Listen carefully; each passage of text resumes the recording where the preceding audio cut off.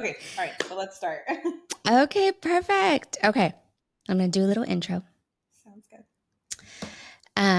So today we're joined with the amazing Elisa Hernandez, a trailblazing sports journalist who made history in 2024 as the first Latina team reporter for the Denver Broncos, your favorite team, football team. Yeah. Um, You host the weekly Broncos weekend preview show and delivers insights across podcast, social media, and digital platforms. But before going to the Broncos, you were with the World Series champions, Los Angeles Dodgers. Mhm. Um, and you've probably seen her on the big Jumbotron at the games many times. I know I've seen you many times. Um, you were hosting and leading their live 30-minute pregame show and in-game segments with a dynamic career spanning the NFL, MLB, and NBA. You have covered the Paris Olympics for Yeah. Telemundo Deportes, Sunday Night Football, and even served as YouTube host and editor in chief for Dodgers Nation, which is, if not the biggest, it is the biggest podcast for Dodgers all across the world. And it's one of the top 50 baseball sites in the world.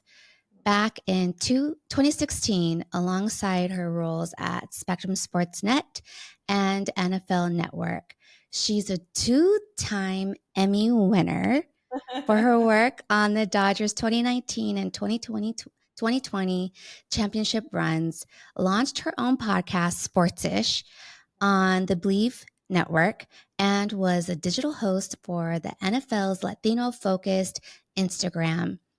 Is it El Snap? Yeah, it was. NFL. Yeah, it was a sound. Yeah. And a USC and Annenberg grad with a degree in digital journalism. You are a bilingual storytelling and passionate for sports, and it's all been made for your standout voice in the industry. I can go on and on about you. You have quite, and that's only the cusp. You've had such a journey, and you're not even done yet. Yeah. And you're so young, so you still have, I can only imagine what your portfolio is going to look like 10 years from now. It's going to Right. be amazing. And I want to throw in too, you just came back a few weeks ago from Japan Yeah. with your family. I want to note that I do love that you bring your family with you. You brought them. I think Everywhere. some joined with you in Paris too, right? Yeah, they did. Yeah, that is amazing, and I think that just speaks so much to our culture too of always having family with us and joining us in the most that they can be, experienced with you. So I just think that's so beautiful. And it was such a treat seeing you share your dad with you in Japan. I'm sure he was just over the moon, um, Yes. excited. Oh, for sure. So how was I was shocked he made the flight. Honestly, it was such a long flight. really? He did it. Yeah. Because how long was the flight? It's about 12 hours or Wow. so. Just a Yeah. one shot? Just a one shot. Yeah. Wow. Yeah. So I was a little nervous. I didn't think he was gonna be able to do it. He was fine though. He was fine. So I was shocked. My dad is there are a few things he'll do things for like that. And it's the Dodgers and my nephew. Like those are the Oh, I only two love things. that. Like other than that, he's like, I have to work, like I have to do this. But when it comes to like sporting events, especially the Dodgers, he's always like, yeah, let's go. And so we had joked with him, like, oh, dad, like, come with us to Japan. And at first he was like, why would I go to Japan? And I was like, well, the Dodgers are playing over there. And he's just like, really? And then it's just, He's like, you have and then, my and then next thing attention. I know, like my sister's calling me and she's like, hey, so dad wants to go to Japan. And I'm like, are you for real? And she's like, yeah. And I was like, does he know how much walking it is? She's like, I told him. And I was like, does he know how long the flight is? And she's like, I told him and he wants to go. And I was like, well, I guess he's going. So he Well, went and he had a blast. He had so much fun. That's amazing. So let me kick off with the questions. Um, so I always love to hear just the root. What was the root? I want to hear a little bit about your family, your dad, your childhood, um, but also what was the, I guess, the spark and the moment you realized, and then getting into going to USC to do what you do. Yeah, I mean, the spark really came when I was younger. Just I'm the baby of the family. I have two older brothers and an older sister, and I was definitely the tomboy growing up. I was the one that wanted to play outside with my brothers, whether it was tackle football or basketball or whatever it was. Like I always wanted to be outside. And so when I was growing up, I was, sports was always such a big part of my life. And I never played recreational sports. Like I was never in like, we're Soccer or Latinos, first anything. generation. Like our teams were like with our cousins in the backyard. Like we didn't go to the park. I wasn't in little league. I wasn't in things like that because my parents just that wasn't their focus at the time, and that wasn't something we could afford. But I always had a passion for sports. Like I love the competition. I love playing on teams. I always wanted my brother to pick me for quarterback. Like I always took pride when my brother would pick me for to play quarterback or to play his receiver because I was like, yeah, like he knows, like I can catch the ball. Like I always took a lot of pride in that. And so when I got older, I started thinking like, okay, how can I factor in my love for sports into like an actual career one day when everyone's asking what do you want to do when you grow up, etc.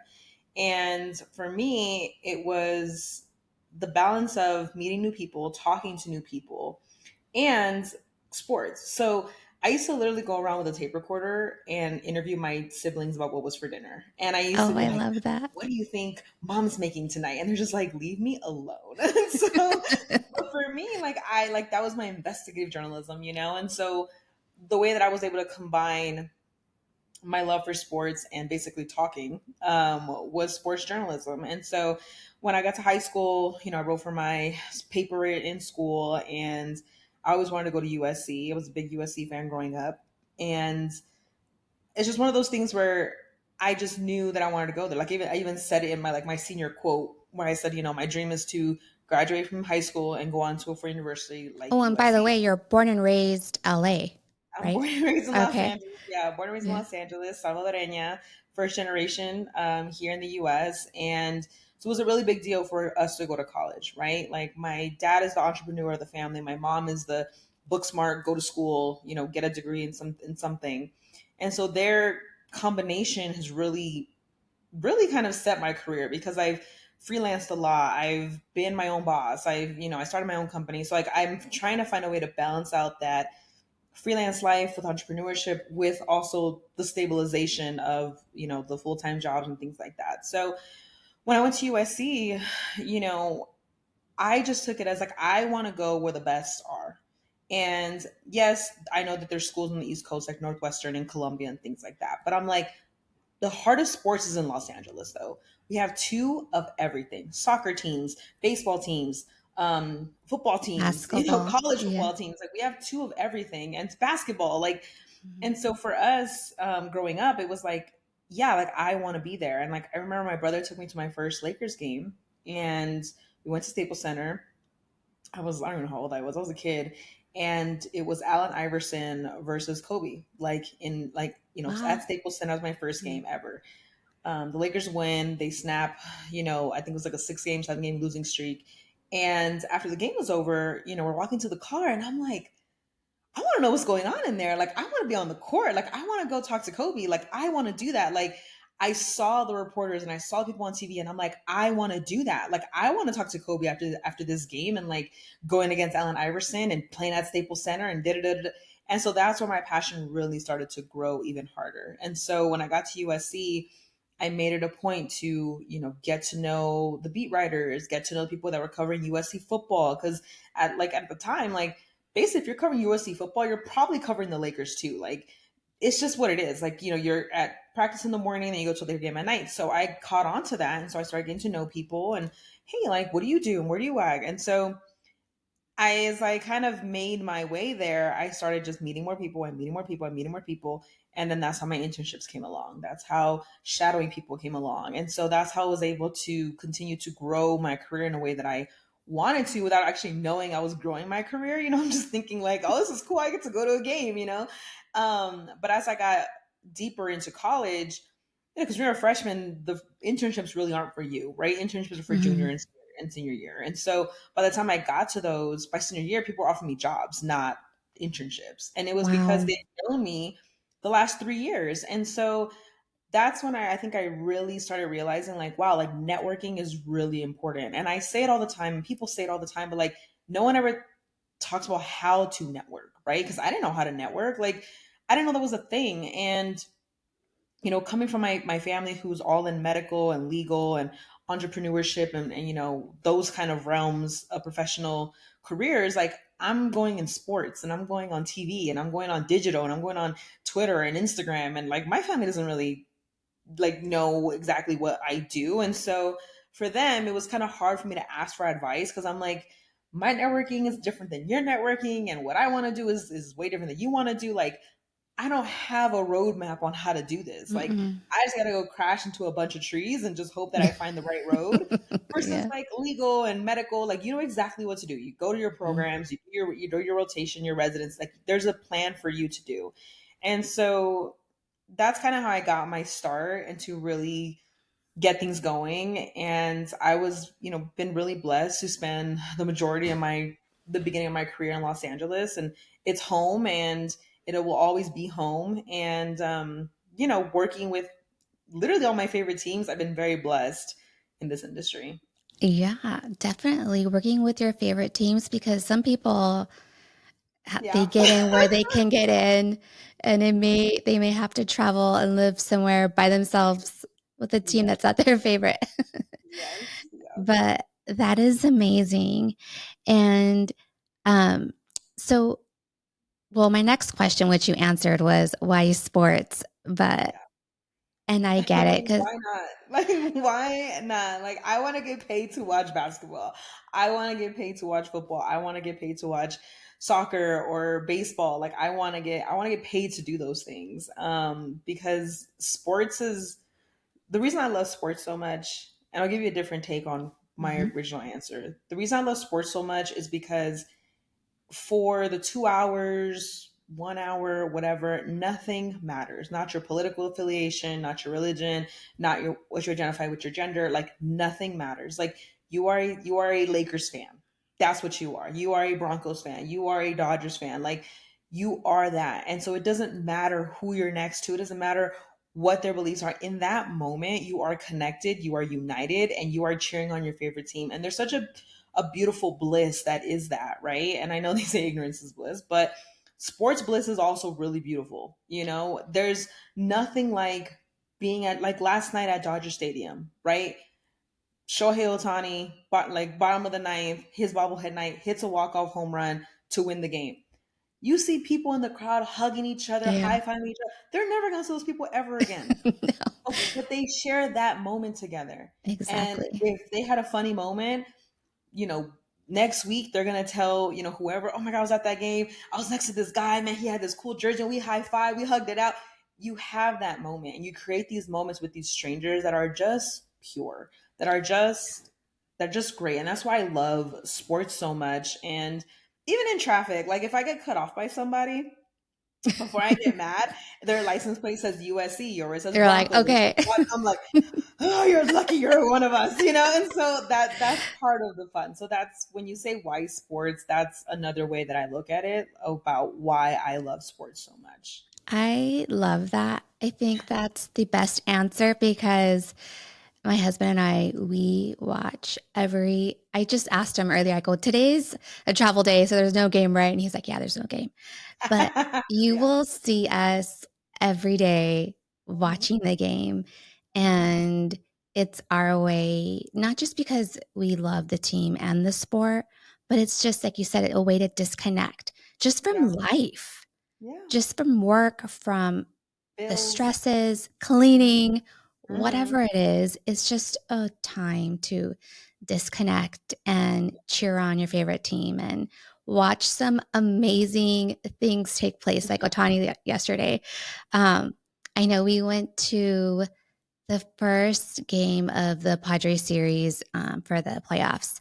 Hmm. And the crowd was so amazing that game. And I know we made friends with for that day Hmm. with everybody around us and high fiving. And I have Screaming. video of them. Yeah, I have video of them in my phone, but that's all I'll ever have. Yeah. But it's such a unique experience and time. And there's truly nothing like going to any type of game, Yeah. football, basketball, soccer, and just cheering your team on and being with strangers, like you said, and Mhm. having that one common heart and goal for that moment. So I truly love that. Um, so you made history as the first Latina team reporter for the Denver Broncos. What did that moment mean to you personally? And how do you hope it reshapes what young Latinas believe is possible in sports media? Yeah, I mean, when I became, the first Latina team reporter in the history of the Denver Broncos, like I didn't even know, Mm. right? Like you can kind of assume, but like I didn't know. And I remember I was like my first, I think 3 weeks that I was here in Denver, and I get reached out to by the LA Times. Like the LA Times reached out to the PR company and or the PR at our company, and she comes up to me and she says, "Hey, like the LA Times want to talk to you," and I'm like, "Why?" Like I'm just like, and so she's like, "Well, like he's doing a piece about Latina women in sports." And you are like our first Latina team reporter, and I'm just like, right, wait, what? And so it was So kind of that's like how you that found moment. out? Yeah, like I really found out because this reporter Wow. really kind of figured it out first, and then I kind of was like, well, yeah, no, I guess like I mean, I don't know. You guys been around for a Did long it time. I feel don't know. weird kind of doing that interview and It then felt realizing that you're the well. first? Thankfully, I didn't do it that same day. It was like a couple days later, so I was able to It digest. registered. Yeah, and then I started wondering, like, okay, like, am I the first like Salvadorian? Like, are there other Salvadorian team reporters? Like, and so I did like a little deep dive, and I hope someone corrects me if I am wrong. I do hope someone corrects me if I'm wrong, but I also think I'm the first Salvadorian team reporter in the NFL, specifically with Wow. a team, not like a reporter. There's plenty of Salvadorian reporters out there, but I mean, I believe like as far as my research has told me, I'm the first Salvadorian team reporter ever in the NFL. That's And amazing. and again, if there's a first, please tell me. If I'm wrong, please tell me so I can give her or him their flowers. But yeah, like when I found that out, it was kind of like, whoa, like okay, like when I went after this job, it was for me, right? It was for my goals and what I want in my career. And when I found that out, it was like, okay, so this is bigger than me for right now. And it's important because when I was growing up, like I didn't see Latinas that look like me. And what I mean by that is I have a darker, more melatonin like skin tone. I have darker features, like, and so I have darker hair. And so what I would see on TV is Latinas of other colors that weren't me, like, much lighter, blonde hair, light brown hair. Um, and I always felt like there was no one I could relate to directly.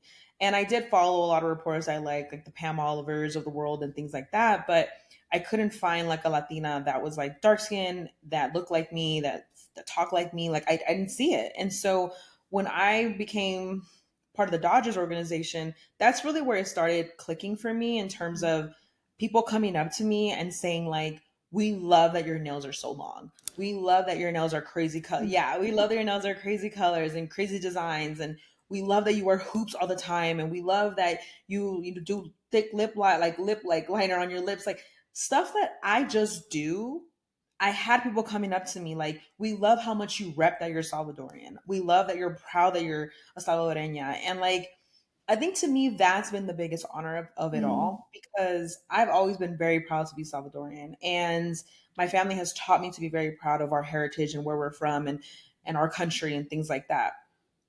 But I've met a lot of people along the way who have assimilated to the United States, and they didn't want to be not be Salvadoran, but they didn't want to be too much Salvadoran. They wanted to be Mm. American. Or it was like we felt out of place. So when people thought we were Mexican, we just didn't say anything. And I just never experienced that. And they were just like, but you are so proud to be Salvadorian. Like, you know what? Yeah, let us be proud too. And when those conversations started coming to me and people and like guys, girls, like of all ages, like tell me these things, I was like, oh snap. Like what I'm doing, like people are watching what I'm doing. And that's when I realized like the pedigree is like different. And the expectations are different, the responsibilities are different. And so I'm very aware of what I say and what I do, and, you know, talking to people and doing podcasts like this. And because I think it's important that people understand, like, you have to be your true, authentic self. And I say that all the time to anyone I talk to. I say, look, I, this is me. This is me. Nails, big coops, like this is who I am. And the reason why it's important for me to be this way is because I don't want to pretend to be this way and then this is my gimmick, right? Where it's Mhm. like, oh, if I ever don't wear hoops, people are going to be like, "Wait, what's wrong with Elisa?" You know what I mean? So but if it's who I am, then yeah, like I'll be like, girl, I lost them. Girl, I forgot them. You know, I can be honest about it. Like I remember one time I didn't have my nails done because I didn't time out my appointments right. Oh. And they were super grown out. And I was just like, "Ah," I cut them off. And I was at the Dodgers. I wasn't working that day. And one of my friends saw me and she was like, are you okay? And I'm like, yeah, why? And she's like, your nails. What's going on? Are you okay? Like, blink if you're in danger. And I was just like, girl, I have my appointment tomorrow. Like, don't look, you know. But it's like it's things like Like, you're that. just And being real. You missed an appointment. You have a yeah, new like, one I'm coming. sorry. But you know, when I really start thinking about those things and those moments that kind of come about, it's like I realize like I'm now the person that I didn't see before. I'm now the person that other people can see, whether it's young boys or young girls or grown or whatever age you are. Like I'm now that person that they're like, oh wow, like it's a darker skin tone Latina doing content. It's, you know, this person, she works for the Dodgers, she's doing, you know, Broncos, she's doing this, she's doing that. And it's really important to me on a personal level for that reason. And on a professional level, it's really much understanding like I it's an honor to be the first in anything, but it means more when you're not the last, right? Because that means that you are not opening the door, you're not letting people know what's going on or how they can kind of get this job. Like with the Broncos job You in don't want to particular, gatekeep. yeah, it's like with the Broncos job in particular, one of my really good friends, the reporter for the 49ers, she's the one that called me and was like, hey, like I think there's going to be an opening, like try to like check it out. You know, had she not done that, I probably would have found out about the job, but probably when it was too late, like probably when other people had already hit up their connections, etc. But I think it's important, like from a professional level, when you have other Latinas in sports, to connect with them as much as you can, because there's not a lot of us and there's room for so many more. And one thing that I really always say whenever I talk, like to anyone or on podcasts and things like that, it's like I've learned two strong lessons in this industry. One is you have to take up space in rooms. You cannot work in silence. And as the child of immigrant parents, like that is what I was taught when I was younger. Like, look, just put your head down, work hard, and you know, just do what you got to do. And part of that I still hold true, and I still do that. But the other part, and especially in this industry, like you have to take up space in rooms. You have to talk. You have to be loud. You have to. You can't just be grateful to be in a room. You have to know that you deserve to be there and own that room like it's Well, you yours. earned it. You worked for Yeah. that. Yeah. Exactly. And the second thing is just sometimes it's your own people that don't want to help you. And it's your own people that, you know, you think like, oh my God, like she's Latina in sports. She's me and her gonna be really great friends. And then you're not. And or oh, this is a Latino man in sports. He's gonna help me and we're gonna help each other. And they don't. And you need to be okay with that. And you need to understand that not everyone is gonna do that. And that's okay. That's their journey. And you have to learn that lesson and move on. And I've had that happen to me quite a bit. And I've also had some of my best friends be Latinas in sports. So it works both sides. So when you ask like what is mean professional and, you know, personal level is that, and the professional level is understanding which barrel do I want to be in. And I want to be in the barrel of lift as you climb. I want to be in the barrel as you need information. If I have it, I'm going to give it to you because why not? Like it took me 3 years to get something.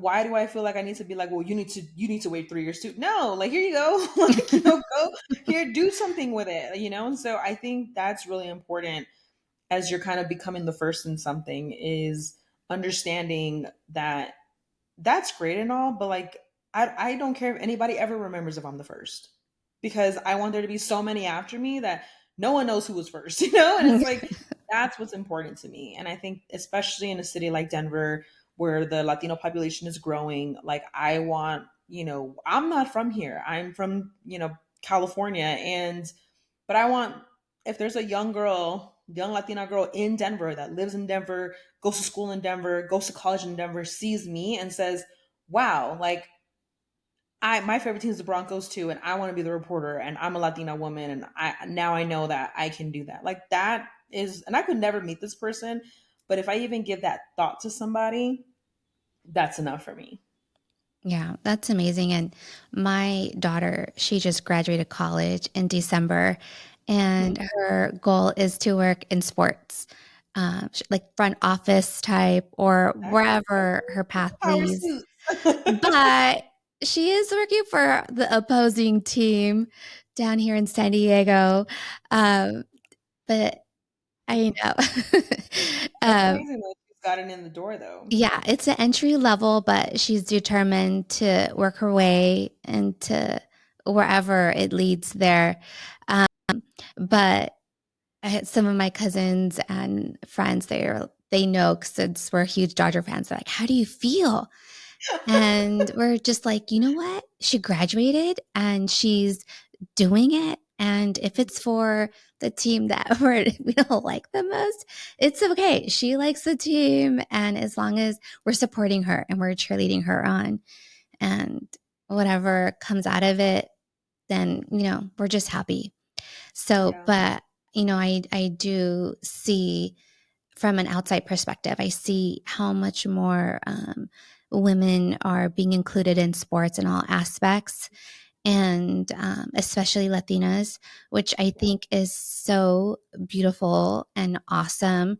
Just seeing them highlighted, whether they're field photographers or journalists or wherever they are, coaches, um, even in male sports teams. So I think it's such a pivotal time in sports for women.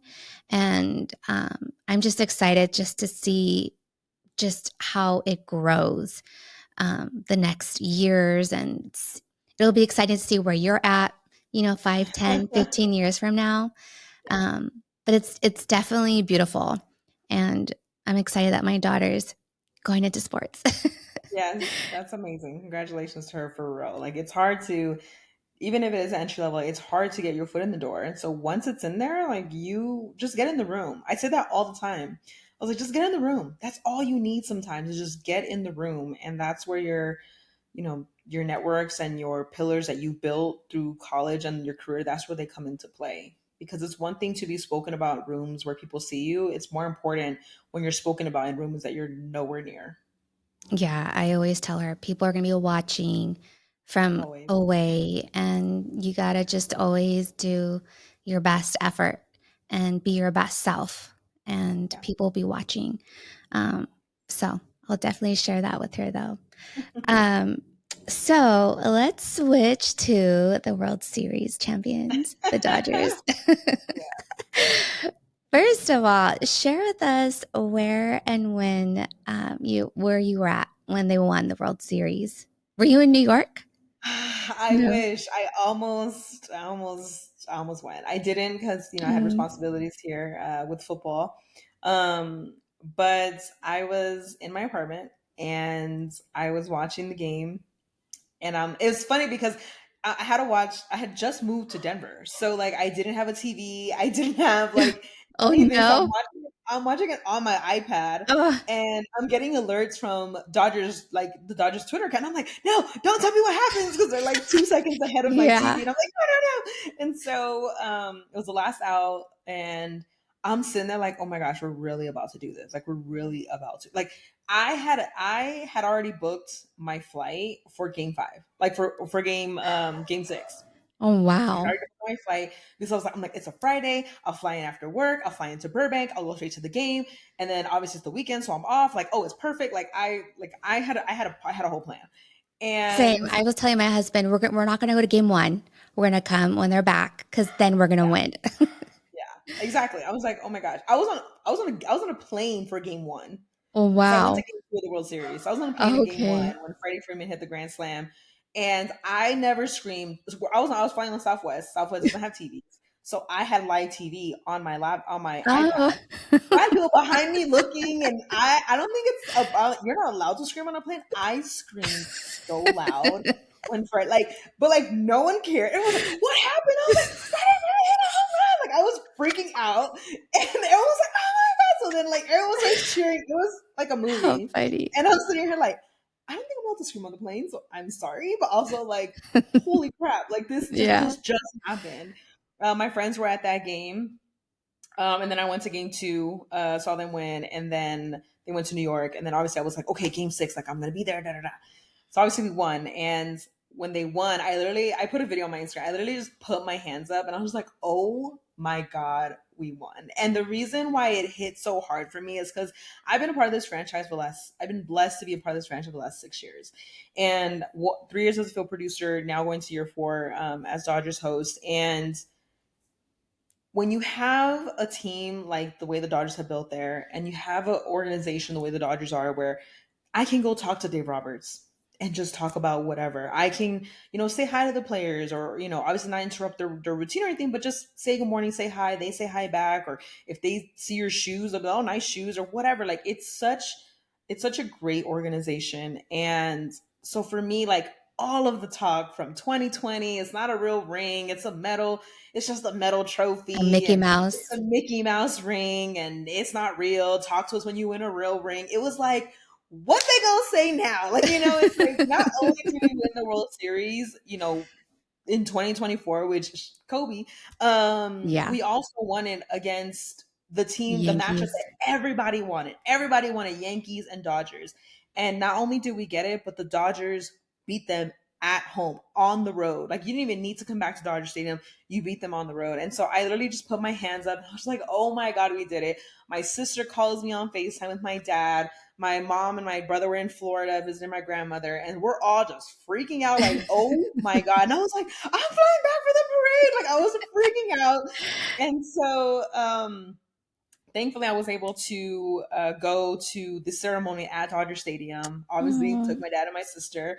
Shout out to my girl, Veronica. And literally we were there and we're just standing there. We're like, and I'm sharing this moment with my dad. I'm sharing this moment with my sister, who my sister and my dad, my sister's really the reason that I started even liking baseball because she's always been a big Dodgers fan. Mm, And so she kind of inspired me to be interested in baseball. And then I got jobs in baseball and that's how me and her really bonded too, because that was her team. I was football and basketball, right? And so she was all baseball. And so being there, seeing the trophy, seeing the speeches and everybody coming in and they not like us and just it was so beautiful. It was such a moment I'll literally never forget. And then I'm like, I'm a part of this franchise now. Like I work for this franchise. And I was like, I was so happy. Like, just thinking about that moment, thinking about my career, thinking about, field producing and producing during the COVID year, and the hardships of what that was and not knowing where sports was gonna go or the world really. And so to have us now there in 2024, the World Series, it just meant so much. And to see familiar faces like Kike and Kershaw and kind of those guys and mhm, Chris Taylor and the guys that were on that 2020 team win it again, it was just like, yeah, like you guys deserve that moment. Like especially Kershaw. Like I'm mm, such a big Kershaw fan, same. and to see him have that moment and literally I was crying, saying like, "I emotional. didn't do I anything. was I didn't do crying the whole anything." time. Oh, bawling because he's like, "I didn't do anything, but we I won." know. And I was like, "You did though. You carried this team Mhm, over and over and over. You were King Kershaw Day, King Kersh, like you did though, and all your hard work and everything." And so it was really special. It was mhm, special, obviously, to be part of the organization. It was special to be there for the NLDS, NLCS, and one game in the World Series. Like I was really happy about that. People asked me all the time, like, "Don't you wish it would have came back to Argentina?" I was like, "No." I was like, "I'm very happy it ended in New York because No, like it's just like I don't need the stress. Like I don't need it. Like I they're like, know. oh, it's so much better. And I was like, yes, but no. Like no. Like I think if we would have had our three games in LA, yeah, sure, win in LA. But like I don't that means the Yankees won two. No. Just end it. And so Put our obviously stress at bay. Like we don't need yeah, it like no, anymore. like it's been a long season, okay? It's 162 With games. I've been stressed all enough. of the trials, all the injuries, Yeah, it's exactly. it's Like Walker Bueller closed out that game. Like it's just, I when mean, he walked out, I was like, "Oh, like he's closing it." and It's I'm like, there's no one else after no, him. no, Like there's no one else. no. Like he's gonna have to finish it out. And so just things like that. Again, obviously, like Dave Roberts, I'm a huge fan of his. He's so supportive, and to see him get his flowers too really meant a lot because he's the Fire Roberts chants have been ringing for so long, and the way he's been able to manage Mookie Betts, Freddie Freeman, Shohei Ohtani, Kike, Kershaw, all these guys like manage all of these personalities, all of these superstars that can go and be a superstar on another team. He's managing them all on one team, And they changing love him positions, and they and they love respect him him. Yeah, because see, like it's like they trust him, yeah. and like he's telling Mookie, like I'm gonna take you out of left field, I'm gonna put you at shortstop. Mookie's like I haven't played shortstop ever in a very long time, but they trust it, and that's all you can ask from your manager, and that's how people. Any you can go back. I don't know how many years, how many interviews I've done. I've always said like I trust Dave Roberts because I've always used this example of a plane. Dave Roberts is the pilot, okay, and we can hit some turbulence, okay, but as long as they're still serving the drinks, they're still doing this, the pilot's like, hey, don't worry, it's return, we're gonna get there good. I trust the pilot. And so that's kind of what I thought with him, the way he was managing this team, and even with the losses and even with the scandal of the Astros and all this stuff, like I'm very very happy that he was able to get that ring. And again, like it's you can't say anything. You can't take it away. It's a full season. They had one of the best record in baseball. They went against the best and they won. And they did it with class. And they did They it with didn't have class. to go and every time players were Well, asked about we were a we had little. some But it was moments, fine. It but was like, we fine. It could was have fine. gone lower, okay? But we did it, you know? We This World still Series definitely meant a lot to me though. it's same, same. I was here with my daughter and husband, and I think I was so speechless for a moment, and then I just broke out in tears. Yeah. It was He was just like, "Why am I crying?" We're like, "It's so beautiful." it is. And then you brought up 2020, and I remember hearing Kike say that he didn't get to have his parents and family join them Mhm. when they won because it was Yeah. obviously we Because of understand COVID. Yeah. why. Yeah, and They didn't get a parade. They didn't no, get anything. no, no, they didn't. Yeah. They didn't have the traditional experience. And my daughter graduated high school 2020 with no traditional graduation, no prom, and I told her, I go, I think the reason why I'm emotional because they won, but I feel like in some sort of small way, I kind of get their feeling of not having the full experience Mhm. because they missed out on a lot of the traditional Yeah. celebration. And then as a Yeah. mom, I mean, I'm thankful she graduated. And it is what it is. I'm happy she graduated, but Of course. I selfishly wanted her to walk and Of cheer her course. on. So, and then have like a party and all of her family Yeah. and friends celebrate her.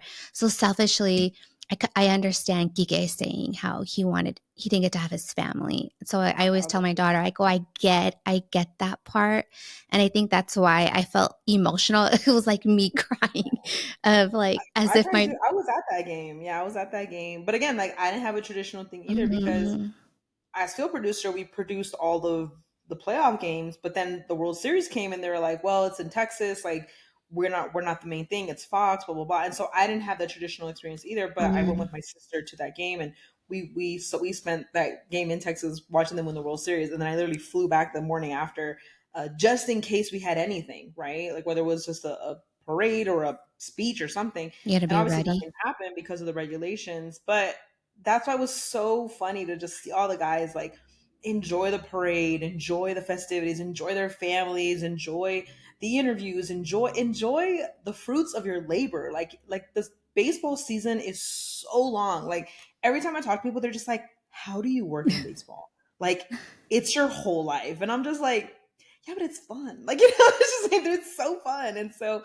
it was really cool to kind of see everyone really enjoy it. And again, from front office to even the staff that I've worked with, people that have worked at Dodger Stadium for years and years, like it meant so much to the city. I think it meant so much to just everyone. You know what I mean? I mean, the way that the parade went, the people were lined up. Obviously, in Dodger Stadium, I was lucky enough to be in there with my family, and it's like you just look at it, and you're just like, man, like this is our team, this is our pride, this is our city. And again, this is why you love sports so much, because it's like that joy that gets that yeah just fills you. It's so pure, like it's so pure, it's just joy, like you're just happy. And Happy for a especially baseball team. yeah, and Yeah. it's like in today's world, like sometimes it's hard to find that pure happiness, right? And so I felt like in that moment, like the way that LA was, like it was just beautiful to see. And obviously they won 2024, which everyone called the Kobe year. And it's like knowing what he meant to that city, knowing what these fans mean, what the Dodgers mean to these fans. Like it was just so beautiful. It was Mhm. perfect, and I can't wait to do it again. Same. And we're already 8-0. So let's see how Yeah, far no we time. go.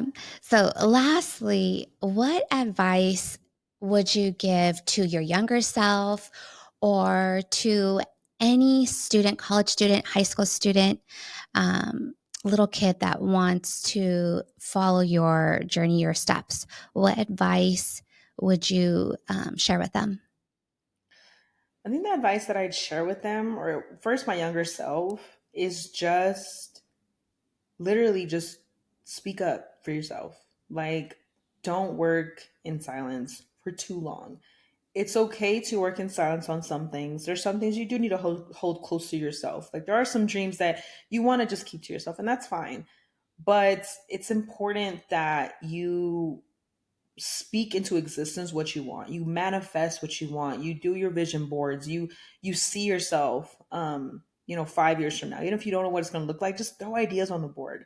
Because for me, like I did notice like a lot of my friends would get opportunities before me, right? And I always wondered like why? Like why? Like how come like they're getting a job here, they're getting it right out of the bat, like they're already on TV, like I'm not on TV yet, and I'm like doing that. So I learned to not compare myself early. And but along with that is the advice I'd give myself is just like, yeah, but you need to tell people what you want. People can't read your mind. People can think you want to be on TV. People can think you want to be on camera, but you need to say it. You need to say it to everyone and anyone that's going to listen that that is what you want to be. Because, there are a lot of times what happens is an opportunity comes up, and even though you're the better person for it, the person next to you has said that he or she wants to do it. And then they're like, you know what?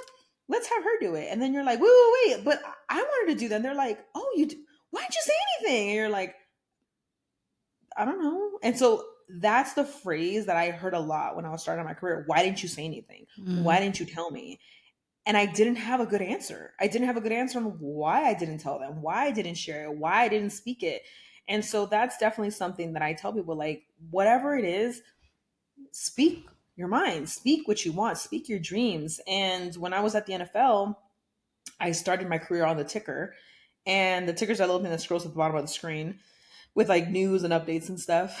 But when I went on the ticker, I would tell people all the time, like, oh, like I'm on the ticker, but I'm trying to be on camera. Like I'm trying to, hey, like I would joke with the talent that would go and do their news hits. I'm like, hey, if you're ever sick, call me. I'm ready to go. And so they would always joke about it. But then stuff would come up, and it's like, oh, Lisa, we need someone to be a guest on the podcast. Can you just ask a question? I'm like, sure. And so I would go and ask a question. It's like 10 seconds of the whole podcast, right? But I was like, oh my God, I was on the podcast. So, but again, like you start doing those things because when people need someone, especially in corporate, where they don't want to pay for it, they're like, oh, just go get Elisa. She wants to do it. Or, go do this, go do that.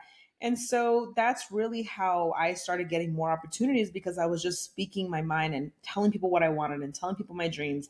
So when stuff would come up, they'd be like, "Oh wait, what about Elisa? Elisa wants to be on camera. Like, let her do it." Or like, "Oh, like you need a voiceover? Like Elisa speaks Spanish. Go ask her." Like, and so that's how that happened. But that's never going to happen if I didn't speak up. And I just Mhm. wish I would have done it sooner. I wish I would have done it more. I wish I would have done it louder. And that's why now, I definitely take that opportunity, doesn't matter where I'm at, to be myself, like, and to, like I said earlier, take up space in rooms and make sure that you're seen, and never doubt why you're in there. You're in there. It doesn't matter how you got in there. You're in there. And that's all that matters.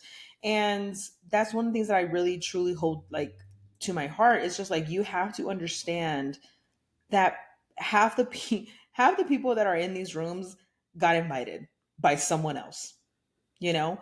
And then it's like, oh, you need this, you need that. And I've been able to surround myself with amazing people. MJ Acosta Ruiz is one of them, who I adore her. But one of the best things she does for me, whenever she invites me anywhere, she'll invite me, we'll walk in together, and then she'll be like, bye, and she'll just walk off. And I'm like, and I'm like, okay. But if she doesn't do it like maliciously, she does it. She's like, go talk to people. You That's a already good know me. friend. It's Yeah. like, you already know me. You already know that I'm going to help you in whatever you need. Go find more people to do that. And so, because she's pushed me out of my comfort zone, now when we go places, I'm not attached to her, and I've adapted that same mindset to my friends. So when I invite my friends somewhere, I do the same thing. I'm like, bro, go talk to them. You already know me. You already connected with me. I'm solid. I got you forever. Go find someone else that's also going to do the same. And so that's my advice that I would have with the people that, young kids, or people in college, is like, build with the people that are next to you, because that's who you're going to see in 10 years. Like, I can help you to a certain amount, but like, we're not on the same level right now because you're just starting out. Yes, I'm going to help you in any way I can, but who's really going to help you, who's really going to have those jobs and really have those connections, are the people that are next to you. And that's one thing I learned very quickly, because some people that I met at NFL when I was a ticker operator, they were in a different position. Now they're like executives, now they're directors, now they're talent scouts, and I'm just like, hi. And they're just like, we got you, trust me, we've been talking about you, things like that. But it's important to do that. And I think the biggest thing too is just be human, be nice, be grateful, but don't be passive in your own career. Don't just assume it's going to come your way. That may happen for other people. Other people, some things may just come easier, and that's okay. It's okay if that's not the case for you either, because I've seen people get jobs really quickly. I've also seen them lose it very quickly and never really work in TV again. I've seen people work so hard to get jobs, and then they're there forever. And one of the people I look at too is like Maria Taylor. She worked for at ESPN College Game Day for a very long time, and then she was negotiating, it didn't go her way, and the next thing you know, she left her comfort zone, and now she's on Sunday Night Football as the Wow. main host. And it's like, you never know where your blessings are going to come from. And for me in particular, you have to get you have to be okay with not knowing what's going to happen. And for a long time, I had a really hard time with that. And again, that comes from my upbringing and my background and my mom being like, you need to have a plan. You need to understand, because as first generation, you do always need to have a plan. You always need to know where you're going to go and what's going to happen and where your next meal is going to come from. But when you get older, you have to balance that out. And so for me, I realized, like, I don't know what's going to happen, but I know that I deserve better than this, so I'm going to leave. And that sort of happened with the NFL. I was there for a very long time. I got comfortable. I was doing ticker. I was editing. I was doing L Snap. I was doing all kind of things. And then I realized, like, okay, like I'm making good money, but I'm not living. Like my whole life is this. And but I was like, oh, but like, how do I leave? And like, I'm helping out my parents a lot, and I'm able to give them a lot of money, and I'm able to do this, I'm able to do that. And then literally, COVID happened. A lot of stuff changed. I got furloughed, and then I got asked back, and then I got let go in March of 2023. And I knew in my heart that it was the time to go. But my planner side was like, but like, what are you gonna do? Like, this is terrible. And I didn't want to apply for unemployment. And my sister's like, why? And I'm like, because that's the people that really need it. And she's like, you really need it. And I'm like, do You don't I? got a And she's like, job. yeah. She's like, you don't have a job, right? And I'm like, no, but like, I'm like, there's people that they don't have anything. And she's like, you don't have anything. Like, she just like keeps telling me, she's like, you've been paying into your unemployment every year since you've worked. Like, Use go it. get it. It's your money. And I'm like, okay. And so, but like, and there's no shame with it. And I had to learn to not feel shame in it. Like, yes, I'm getting unemployment because I'm not employed, and being honest about those and having those conversations, like, and again, this is a really like a long answer, but it's just like understanding like you need to be okay with not knowing what's going to happen. Because I left the NFL March 2023. You fast forward a year later, I was in Paris working the Olympics. If you would have told me that was going to happen, I would have never believed you, because like working the Olympics wasn't even a dream I knew that I had. Wow. And I left the NFL, and this is the most important thing I can tell anyone that listens to this podcast, watches this, anyone you talk to, whenever you leave anything, tell people. There is this shame of like, I don't want to. No, tell people that you no longer work there, that you are gone, that you are moved on. The relationship is over, and not in a bad way, but just it's over. Because when I left the NFL, it's exactly what I did. I emailed Fox Deportes, Telemundo Deportes, Televisa, everyone that I had worked with, people in the NFL. Hey, just so you know, today's my last day, blah, blah, blah. I'm leaving. Here's my number. Here's my email. I think, give a little note, whatever. Sent it out. I had so many people call me, so many people text me, what's going on? How did this happen? I'm like, hey, it's okay. Like, it's okay. And they're just like, this is crazy. I had someone call me from a team I used to like work with, and they were like, they're crazy. They let you go. This is insane. Like, you're going to be just fine. And I'm like, when though? When does that kick in? Do you have something And for me? yeah. And then Telemundo called me, and they were like, so are y'all on a break, or did y'all break up? And I'm like, I think we broke up. And he's like, okay, well, there might be an opportunity that's going to come in a couple of months after we come back from the Women's World Cup in Australia. There might be an opportunity for something. I don't know what it is yet, but I will keep you posted. He's like, we love working with you. You've always been great. And I'm going to see what we can do. And I was like, oh my gosh, thank you so much. And then I had to wait, and I sat there and I waited. And I'm telling this story because so many things happened in that, not knowing what was going to happen next, and then just having to wait. Us as Latinos, we don't wait. We need a plan. We need to do something. I almost applied at Target just to have something to do. It's not even because I need it. It's like I need something to fill my day. And I didn't, obviously. And so I ended up doing like some freelance work for this like, you know, Instagram account that was like doing football stuff. I did some videos for them, and then I was like, I don't really like this. And I was still doing Dodgers, thankfully. And so I was trying to balance out my life. And then Telemundo called, and they were like, hey, so Sunday Night Football, we signed an agreement with NBC. This is the first year we're gonna have a silent reporter and a silent producer. And they're like, Elisa, we know you want to be on camera. We know it. They were like, but we already have someone else in mind for that. She's gonna do it. But we would love if you were our field producer. And I was like, oh. They were like, well, you can do social content too. You can do stuff for your stuff. They're like, we would love to have you. They're like, we know. Trust me, we know that this is not what you want, but we will be grateful, and we think you do a great job. We think you'd be a good fit.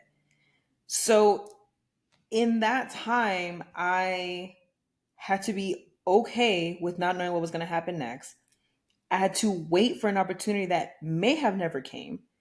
And then I had to be humble enough to be like, this is not the exact opportunity I want, but it is a new opportunity. So let me just dive into it. And so I literally agreed to terms, a couple weeks before the season kicked off. And the next thing you know, like I was on a plane, going to Kansas City for NFL kickoff. And I will say I believe that everything happens for a reason. And so when I got there, that entire Sunday Night Football season, I fell in love with football again. Because when I was at the NFL, like, you get burned out after a while, and you're doing everything, you're working long hours, and you're dealing with this and dealing with that. And I started to not like football. Like I didn't even want to watch it. I didn't want to talk about it. I was like, I'm done. Like I'm off of work. Like leave me alone. Like I don't want to watch this. And going to Sunday night football, it really made me fall in love with the sport again, because every Sunday night's like a mini Super Bowl for these teams. Like it's all the spectacles, the fireworks, the anthems, the halftime. It's so fun. And so I had so much fun doing that. And then we did the Super Bowl, and it's just, no, we didn't have the Super Bowl that year. That was Vegas. But I went to Super Bowl, and being at Super Bowl week and meeting people, and it's just like you're in the mix of things. I was like, wow, like if I didn't take this, yeah, I probably could have still came to Super Bowl, but it wouldn't have been the same, right? Like it wouldn't have been the same. Obviously that ended, summer happens. I'm doing Dodgers, trying to figure out like, all right, like what am I do next? Like okay, let's figure it out. And then I get a call about the Olympics, and they're just like, hey, Lisa, like my name is so and so. We got referred to you from Sunday Night Football. They said you did a really good job there. We head up the team for the Olympics. We need a field producer. You were recommended. Do you like basically like not even we want to talk to you. Let's schedule some time. They're like, do you want it? Yes or no? And I'm like, Wow. well, like where is it? And they're like, in Paris. I was like, I was like, oh my gosh. And so obviously I agreed to it. And again, it was as field producer, but I'm like, I don't even care. Like, I'm going to Paris. Like, it was just, but it's that thing where it's like, had I not taken that opportunity, had I not been humble enough, had I not been okay with the unknown, had I not been patient, like this would have never happened for me. And so that journey in the last year really taught me a lot. And then next thing you know, the Broncos job opens up, and I apply, and I'm messaging every connection I know from the NFL. Who do you know at the Broncos? Who you know this? Da, da, da. Can you put my resume in front of this person? Do you know who's hiring? Da, da, da. And so my friend Shona helped me out, and my friend Kirsten, some people helped me out to just get me in the room. Like I said earlier, just get me in the room. And literally, I was interviewing that week before I went to the Olympics, Wow. and I was honest. I said, look, like, I really want this job, but I'm leaving on Friday. So it's like, I'm not turning that down for this. So, like, I'm leaving on Friday, and it is what it is. And thankfully, they liked me enough where they were patient and they waited for me, and I was able to get that opportunity. And so I went to Paris, worked the Olympics. My parents flew out with my sister. So we spent, that's where actually, I told them that I got this job as we were literally, it sounds so cheesy, but I like doing stuff like this. I told my parents that I got this job as we're on a boat on the Seine, passing the Eiffel Tower. I Oh told my my parents gosh. I got this job. That's amazing. It's like a And rom-com, but family yes, edition. my favorite part of that whole moment was my dad being like, "Oh my gosh, how are you gonna do that from LA?" And I'm like, "About that, dad." Like, I'm leaving, like And so, but having that moment. And then I come back. I literally land on Monday. I was in Denver by Friday. Wow. And then I was in Denver for about a week and a half, I want to say. And then I flew back to LA to do Salvadorian night at Dodger Stadium to finish out like my games there.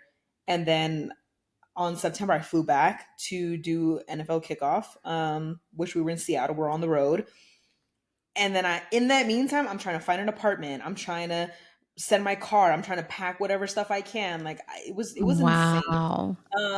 And then now, obviously, we're here. So when you ask me like that question, like what would you tell? It's just like just understand that in sports in particular, in media in particular, your story is truly and uniquely your own. Nobody has the same story. Nobody has the same journey. It may start out the same, it doesn't go through the same obstacles, it doesn't end the same. So just trust that whatever you're doing is enough, and have the confidence to believe that what you're doing is enough and that you are enough. And a lot of the time, like when I talk to people, and I've had people tell me when I was younger, like, you're never going to get a job with nails that long, and you're never going to get a job if you're like talking like that, and if you use your hands like that. Like, I've had people tell me that, and I'm just like, well, I guess I'm going to just have to go get a job to show you that you can do that. And because it's important, like, I don't have to be a certain way. I'm either what you want or I'm not. And that's what I learned early on too, and was what I will close out with is just like, I never took not getting a job personal, because I just wasn't what you wanted. And if you hired me knowing that I wasn't what you wanted, you were never going to put me in a position to succeed. And so I have to be okay with that. It doesn't matter And you who don't you want pick. that And you don't want either. that. And Yeah. no one wants that. And so for me, it was very important for me to understand like, I know you really want this job, but you didn't get it, and that's okay. And it's because you're not what they're looking for. And that's okay. It doesn't mean that you're not good enough. It's just you're not the right look. Maybe you're not the right age, the right race, whatever it is. It's not it. And that's okay. You need to be okay with that. And so for me, that's why I'm always very grateful whenever I get any opportunity or when people ask me to come talk on things, because you have to be able to just talk to anyone and everyone, because you never know like what's going to happen in the future. And for me, my friends, the Joy Taylors, the Kirsten Watsons, the MJ Costa Ruiz, the Lana Rizzos, like all these powerful women that have helped me in my career, they lifted as they climbed. They had no reason to help me, but they did. They had no reason to give me information, to give me, consejos, to give me what they had no reason, but they did it anyway. And so when you surround yourself with people like that, you win much more in life than if you surround with people that are just cutthroat and just step on you to get ahead. And you're going to encounter people like that. But as long as your core surrounds the values that you share, like you guys all share the same values, that's what matters, and that's what makes for the longevity of your career. Because I have friends that are in positions of power who will text me and say, hey, I can't do the show today, I recommended you to fill in for me. Or hey, like this person just left, what do you think? And that's how the conversations get going. Because let me tell you, I know a lot of people that they have longevity because they're just nice and people just like working with them. And like they may not be the best or the fastest anymore, but they just like who they are and what they bring to a team. And that's how that longevity continues. And so I get that personality from my dad, and my dad can make friends in traffic. And so I've always tried to adapt that, and I've always tried to just remember like this can all be gone. And I know I said I'll close it on this, but this is what I'm really going to close it out with. Um, for all my college kids watching this, or anyone that really is in the industry right now, one thing I learned later, and I've really adapted, is don't make your job your identity. Don't make your company your whole personality. And what I mean by that is I am blessed to work for the Broncos. I'm blessed to have worked for the Lakers. I'm blessed, to have worked for the Dodgers, work for the Dodgers. But I have to be very, very careful in making sure that my Instagram is not just all Dodgers or all Broncos or all Lakers. Like, because jobs end, opportunities end sometimes. And that's how you get lost. And so you have to remember, like, who are you outside of this? When you meet someone, the first thing you say shouldn't be, I work for the Dodgers. Shouldn't be, I work for the Broncos. Shouldn't be, I work for the Lakers. Like, it shouldn't be that. It should be like, hi, like, I'm Elisa. How are you? Like, oh, like, tell me about yourself. Like, oh, like, I like dogs. Like, I have a bunch of dogs. Like, I have a big family. Like, I'm Salvadorian. Like, that's who I am. That's my core. And then later, sometimes they'll look at my Instagram and they're like, wait, is this you? You do all this? And I'm like, yes. You're just like, why'd you tell us? And I'm like, because it's not important. Like, it's not important if you want to be friends. Like, if you want to be colleagues, sure. But you just have to remember, like, try not to tie your identity to your job. Because when you lose that job, or when you fail at that job, or when you struggle at that job, that pain gets internalized a lot deeper than it should. And it's important that you remember, like, you are who you are, regardless of who you work for. And when you lose a job, you know what? You'll go get another one. And it may take a little longer and it may take a little time, but you'll get another one. So don't worry about those things. Obviously, do a good job, be a good person, etc. But just remember, like, you just have to not tie yourself so deeply. You can be passionate, but don't let that overtake you where now you're oh, that's that girl that works for the Dodgers. And some people know me like that, but my friends, my true friends and my true family and my true connections in the industry, that's not how they know me. They know me as Elisa Hernandez. And that name and my last name is what I take pride in, because I know when people say it, it means something. And that's all you can ask for, and that's all you can work for. I Easy. I love that. That's the most perfect way. And it's just not losing yourself and just staying authentic to who you are at the core. And I couldn't agree any more than that. That's the most perfect ending and to that question. And where can people follow you and what on TV, socials, and what's to come next? People can follow me on Instagram. I put it right there. It's Elisa Hernandez TV. On Twitter, it's just E Hernandez TV. That's another thing. I'm so grateful that I changed my Instagram name because it used to be Hernandez LA, Oh, which was cute when I first started yeah. Instagram, and But then in when I actually Denver, it started doesn't make sense. exactly. But that's one of my friends told me that. I forgot which friend it was, but they literally told me they're like Hernandez LA, and I was like, yeah, and they're like, what if you move? And I was like, what? Why would you say that? And they're just like, it's an honest question. Like, what if you move? And I'm like, I mean, I'll still be from LA. They were like, yeah, it wouldn't make that much sense. And he was like, you really want to be known as Hernandez LA everywhere you go? And I'm like, maybe not. So then I looked for my name and it was available. Well, my name wasn't available, but at least Trans TV was available. So I was like, Mm, changed it. that's perfect. Because then I remember like that's when I started understanding branding and things like Mm, that. And I'm like, I don't want to be branded as Hernandez LA because I want to work with brands in different states and different countries or whatever. So yes, find me find me on Instagram, Elisa Hernandez TV, on Twitter at E Hernandez TV. TikTok, I think on TikTok I actually still might be Hernandez LA. That's because I'm like incognito there. I don't really post as much. Um, but in terms of what's next, I don't know. Honestly, I have maybe some ideas. Olympics in LA. Yeah, like I have some ideas in my head. I have some dreams that I'm holding close to me that I'm not sharing necessarily. But I also have just so much in me. I see what my future looks like, and I'm not there quite yet. But I'm enjoying my time with the Broncos. Um, I'm grateful to still have some connections to LA and obviously visit and things like that. And just finding opportunities where I can. And I think that's the biggest thing for me. Is like I don't know what's going to happen, and I don't really know tangible what's going to happen in terms of like I don't know what job I'm going to have next. I don't know if I'm going to have this job for the next 10 years. I don't know. I would like to have it, but I don't know what's going to happen. But I do know what it's going to look like, and I have a vision in my head of what I want, and I have a vision in my head of what I'm going to get, and I haven't quite figured out how I'm going to get it, but I know I'm going to get it. And so that's probably how I've been living my life the last 4 years, ever since COVID, of being like, and that's kind of what happened in COVID, right? I don't know what's going to happen. I think things are going to be okay. I don't know how it's going to be okay, but I believe they're going to be okay. And that's kind of how I've maneuvered my career since. It's like I don't know what's going to happen, but I know that something good is going to come from it. I just don't know how I'm going to get there yet. So I'm still figuring that out.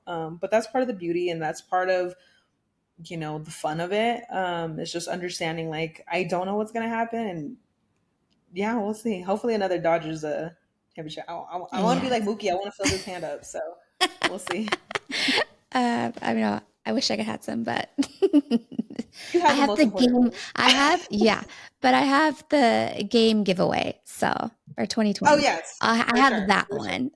Yes, and they're gonna do that again this year. I think it's gonna be Yeah. Otani's ring, a mixture of players' ring, and then Freddie's ring. So they're gonna Yeah. they're gonna do it again this Well, year, and I'm hopefully I'm going to go to one of those games yes, you and have get to. some my You own have to. hardware. They're gonna have a World Series replica trophy too. Yes. So Yes, many against the good Padres. giveaways this year. So That's what hard. happens when you're the champs. I know. That's what happens when you're the champs. You can get the Tough giveaways. decisions which games to go to. Um, well, thank you so much, Elisa, for sharing your story and your passion and more than anything, just sharing your words of wisdom and experience with others. I know it's invaluable to everybody. It's priceless. So, I hope that everybody goes and conquers their dreams, even if they don't know exactly what their dreams are, but they just continue to chuck away and pursue until they find out what those dreams are. But thank you again, and go Broncos, go Go Dodgers. Dodgers. Thank you so much.